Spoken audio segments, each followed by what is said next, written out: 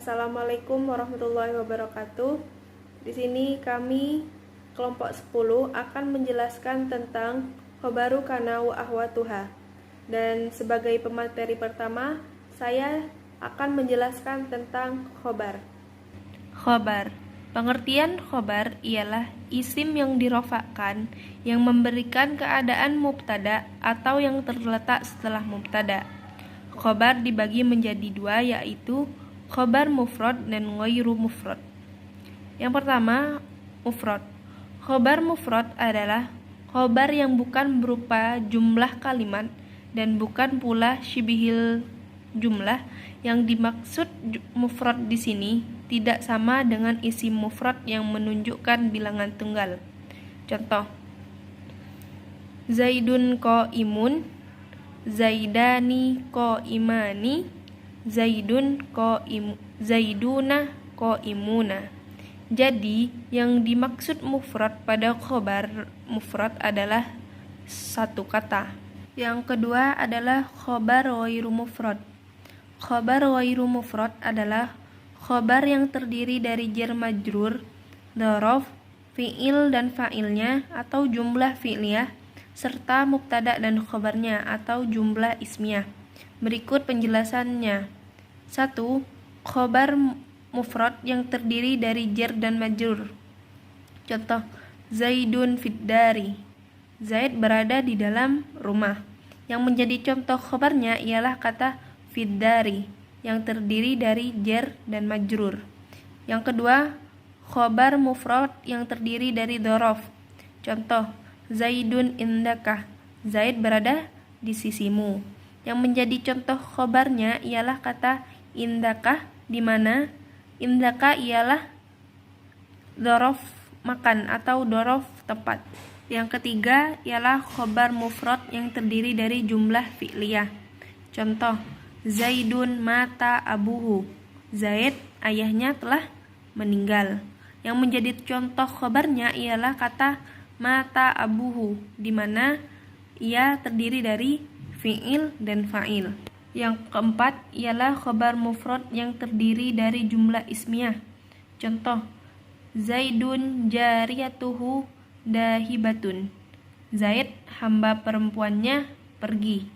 Yang menjadi contoh khobarnya ialah jariyatuhu dahibatun, di mana ia terdiri dari mubtada dan khobar. Lalu selanjutnya saya akan menjelaskan tentang ketentuan-ketentuan yang berkaitan antara mubtada dan khobar. Dalam kalimat mubtada dan khobar ada ketentuannya yang akan dibahas di sini untuk tingkat awal atau dasar agar dapat dipahami sebagaimana mestinya. Dalam pemula bahasa Arab ada ketentuan-ketentuannya sebagai berikut. 1. Mubtada dan khobar merupakan isim-isim marfu. Contoh: al-waladu nasyitu. Anak itu rajin. Abuka mahirun. Bapakmu adalah orang yang pandai. Al-qadi adilun. Hakim itu adil. Yang kedua, mubtada dan khobar harus selalu sesuai dengan sisi bilangannya. Contoh: al-muslimun hadirun. Seorang muslim itu hadir. Yang kedua, al-muslimani hadironi. Dua orang muslim itu hadir. Yang ketiga, al-muslimuna hadiruna. Orang-orang muslim itu hadir. Jadi jika mubtadanya mufrad, khobarnya harus mufrad juga. Lalu yang ketiga, mubtada dan khobar harus selalu sesuai dari sisi jenisnya. Contoh: al-muslimun sholihun. Orang muslim itu soleh. Yang kedua, al-muslimatun sholihatun. Orang muslimah itu solehah. Yang ketiga, al-mu'minuna mujtahiduna. Para lelaki itu orang yang bersungguh-sungguh. Lalu yang keempat, al-mu'minatu mujtahidatun. Para perempuan mukmin itu orang yang bersungguh-sungguh. Jadi jika mubtada'nya mudzakkar, khobarnya harus mudzakkar juga. Jika mubtada'nya muannas, jadi khobarnya harus muannas juga. Nggak mungkin kan kebalik, al muslimun solihatun, orang muslim itu solehah. Jadi harus sesuai dari sisi jenisnya. Jika yang mubtada laki-laki, khobarnya harus laki-laki juga. Mungkin hanya itu yang bisa saya sampaikan. Selebihnya kurang lebihnya mohon maaf. Wassalamualaikum warahmatullahi wabarakatuh. Assalamualaikum warahmatullahi wabarakatuh. Saya Faiko Ibnu Maulida akan menjelaskan tentang materi kana wa akhwatuha. Kana wa akhwatuha adalah salah satu bagian dari amil nawasih atau amil yang merusak tatanan hukum mubtada dan khobar. Berikut ini adalah kana wa akhwatuha atau kana dan saudara-saudaranya. Kana, dhalla, asbaha, mazala, mafati'a, bata, adha, amsa, laisa, mabariha, manfaka, madama. Fungsi kana wa akhwatuha yaitu untuk merofakkan isim kana dan menasabkan khobar kana. Contoh sebelum kemasukan kana yaitu Muhammadun karimun. Di sini susunannya adalah mubtada dan khobar. Muhammadun adalah mubtada dan karimun adalah khobar. Setelah kemasukan kana, maka akan menjadi Muhammadun kariman, di mana mubtada Muhammadun akan menjadi isim kana dan karimun yang tadinya karimun akan menjadi kariman, di mana khobar akan menjadi khobar kana. Karena kembali lagi kana wa akhwatuha memiliki tugas untuk merofakkan isim kana, dan rofaknya yaitu berharokat dhammah, dan menasobkan khobar kana, di mana tanda nasabnya adalah fathah. Contoh dari kana wa akhwatuha yaitu yang pertama, bata, mengerjakan sesuatu di malam hari, atau juga bisa berarti suatu hal yang terjadi pada malam hari. Contohnya yaitu adalah bata zaidun naum, Zaid tidur pada malam hari. Sedangkan dholla yaitu mengerjakan sesuatu pada siang hari, dan juga bisa bermakna sebagai suatu hal yang terjadi pada siang hari. Contohnya yaitu adalah dholla zaidun shauman, yang artinya Zaid berpuasa pada siang hari. Yang selanjutnya adalah adha, yaitu mengerjakan sesuatu di waktu duha, siang sebelum zuhur, atau sesuatu yang diberitahukan terjadi pada waktu duha. Adha zaidun zahiban, yang artinya Zaid pergi pada waktu duha. Yang keempat adalah amsa, yaitu mengerjakan sesuatu di sore hari, atau bisa juga berarti sesuatu yang diberitahukan terjadi pada sore hari. Contohnya yaitu adalah amsa zaidun akilan, yang artinya Zaid makan pada sore hari. Selanjutnya adalah soro, yang artinya adalah berubah, atau juga bisa bermakna perpindahan dari suatu keadaan ke keadaan lainnya. Soro zaidun aliman, Zaid berubah menjadi orang yang alim. Selanjutnya ada laisa, yang artinya bukan atau tidak. Contohnya yaitu adalah laisa zaidun mudarrisan, yang artinya Zaid bukan seorang guru. Selanjutnya ada mazala, yang artinya senantiasa atau masih. Contohnya yaitu adalah mazala zaidun qa'iman, yang artinya Zaid masih berdiri. Lalu ada mabariha, yang artinya senantiasa atau masih. Contohnya adalah mabariha zaidun qa'iman, yang artinya Zaid masih berdiri. Selanjutnya mafati'a, yang artinya senantiasa atau masih. Contohnya mafati'a zaidun qa'iman, yang artinya Zaid masih berdiri. Selanjutnya ada ma'anfaka, yang artinya senantiasa atau masih. Contohnya yaitu adalah mafati'a zaidun qa'iman, yang artinya Zaid masih berdiri. Terakhir yaitu madama, yang artinya senantiasa atau masih. Contohnya itu adalah madama zaidun qa'iman, yang artinya Zaid masih berdiri. Baiklah, itu saja bisa saya sampaikan. Untuk selanjutnya akan disampaikan oleh Mbak Korina. Baiklah, wassalamualaikum warahmatullahi wabarakatuh. Baiklah, di sini saya akan menerangkan tentang hadis ke-13. Al-haditsus salis asyar. An Abi Hamzata Anas bin Malik radhiyallahu ta'ala anhu, khadimi Rasulullah sallallahu alaihi wasallam 'anin Nabi sallallahu alaihi wasallam qala: La yu'minu ahadukum hatta yuhibbu li akhihi ma yuhibbu li nafsihi. Rawahul Bukhari wa Muslim. Artinya, dari Abu Hamzah Anas ibni Malik radhiyallahu anhu, pelayan Rasulullah Shallallahu alaihi wasallam, dari Nabi Shallallahu alaihi wasallam bersabda, Seseorang tidak dikatakan beriman sampai ia mencintai saudaranya sebagaimana ia mencintai dirinya sendiri.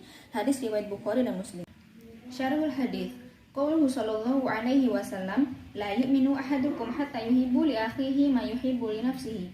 Al-aula an yuhmala dhalika ala umumil ikhwati hatta yashmula al-kafira wal muslimu fayajibu li akhihi al-kafiri ma yuhibbu li nafsihi min dukhulihi fil islami kama yuhibbu li akhihi al-muslimi dawamuhu ala al-islam. Walihada kana du'a'u bil hidayati lil kafiri mustahabban. Penjelasan hadis, sabda Rasulullah Shallallahu alaihi wasallam, seseorang tidak dikatakan beriman sampai ia mencintai saudaranya sebagaimana ia mencintai dirinya sendiri. Yang paling utama, hadis ini mengandung pengertian bahwa yang dimaksud saudara adalah saudara secara umum, baik kafir maupun muslim. Maka wajib bagi muslim mencintai saudaranya yang kafir sebagaimana sesuatu yang ia cintai untuk dirinya, yaitu masuknya saudaranya yang kafir kepada agama Islam, sebagaimana sesuatu yang ia cintai untuk saudaranya yang muslim, yakni selamanya memeluk Islam. Oleh karena itu mendoakan orang kafir agar mendapat hidayah hukumnya disunahkan. Wal hadithu mahmulun ala nafil imanil kamili an man lam yuhibba li akhihi ma yuhibbu li nafsihi. Wal muradu bil mahabbati iradatul khairi wal manfaati thumma al muradul mahabbatu diniyatu lal mahabbatul basyariyatu fa inna taba'al basyariyata qad takrahu husulal khairi wa tamyiza ghairiha 'alaiha wal insanu yajibu 'alaihi an yukhalifat taba'al basyariyata wa yad'uwa li akhihi wa yatamanna lahu ma yuhibbu li nafsihi. Hadis ini juga berarti bahwa tidak sempurna iman seseorang yang tidak mencintai saudaranya sebagaimana ia mencintai dirinya sendiri.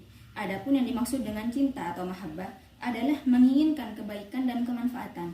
Dan juga cinta yang dimaksud di sini adalah cinta atas dasar agama, bukan karena basyariyah, sesama manusia.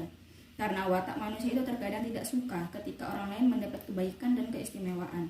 Manusia wajib menentang watak buruk basyariyah semacam ini, mendoakan dan berharap untuk saudaranya sesuatu yang ia juga sukai.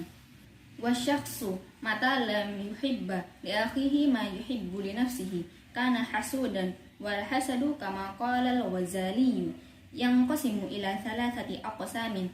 Seseorang yang tidak suka jika saudaranya mendapat kebaikan, maka ia disebut hasud, orang yang iri atau dengki. Sedangkan iri atau dengki, sebagaimana diungkap oleh Imam Al-Ghazali, terbagi menjadi 3 macam. Yang pertama, al-awwalu an yatamanna zawala ni'matil ghairi wa husulaha li nafsihi. Artinya, menginginkan nikmat yang didapat orang lain lenyap dan beralih kepadanya. Yang kedua, asani ayatamanna zawala ni'matil ghairi wa in lam tahsul lahu kama idza kana indahu mithluha aw lam yakun yuhibbuha wa hadza asyarru minal awwali. Artinya, menginginkan nikmat yang didapat orang lain lenyap meskipun nikmat tersebut tidak berpindah kepada dirinya, sebagaimana ketika nikmat tersebut ada pada dirinya atau karena ia tidak menyukai nikmat tersebut. Hal ini lebih jelek daripada pembagian yang pertama. Yang ketiga, as-salih alla yatamanna zawal ni'mati anil ghairi walakin yakrahu irtifa'ahu alaihi fil haddi wal manzilati wa yarda bil musawati wa la yarda bi ziyadati wa hadha aidan muharramun li'annahu lam yarda bi qismatillahi ta'ala. Qala Allah ta'ala ahum yaqsimuna rahmata rabbika nahnu qasamna. Az-Zukhruf ayat 32.